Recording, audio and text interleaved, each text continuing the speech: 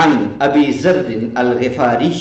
رضی اللہ تعالی عنہ عن رسول اللہ صلی اللہ علیہ وسلم اذا اقترب الزمان کثر لبس الطیالسۃ وکثرت التجارۃ وکثر المال وعظم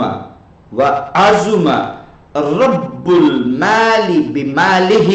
وکثرت الفاحشۃ وکانت امارۃ الصبیان وکثر النساء وجار السلطان وتفف فی المکیال والمیزان ویربی الرجل جرو قلب خیر لہ من ان یربی ولدا لہ ولا یؤکر کبیر ولا یرحم صغیر ویکثر اولاد الزنا حتی ان الرجل لا یغشی المرأة على قارعۃ الطریق فیقول امثلهم فی ذلک الزمان لو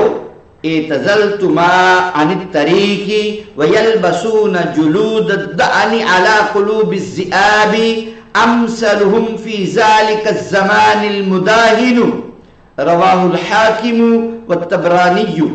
حضرت ابو ذر غفاری رضی اللہ عنہ سے روایت ہے کہ جانب عالم صلی اللہ علیہ وآلہ وسلم نے فرمایا جب زمانہ قیامت قریب ہوگا تو ریشم کثرت سے پہنا جانے لگے گا، تجارت بڑھ جائے گی اور مال کی کثرت ہوگی، مال کا سود اصل زر یعنی کیپٹل سے بڑھ جائے گا، فحاشی بڑھ جائے گی اور کم عمر لوگوں کی حکومت ہوگی، عورتوں کی کثرت ہوگی، حکمرانوں کا ظلم بڑھ جائے گا، ناپ تول میں کمی کی جائے گی، آدمی اپنے کتے کے پلے کی نگہداشت اپنے اپنے بیٹے کی نگہداشت سے بڑھ کر کرے گا۔ سبحان اللہ، کیا نبی پاک صلی اللہ علیہ وسلم کی کیا شان ہے، بڑی غور سے اس کو سنیے۔ اپنے کتے کے پلے کی نگہداشت اپنے بیٹے کی نگہداشت سے بڑھ کر کرے گا، بڑوں کی عزت نہیں کی جائے گی اور چھوٹوں پر شفقت نہیں کی جائے گی، بدکاری سے پیدا ہونے والے بچوں کی کثرت ہوگی، یہاں تک کہ مرد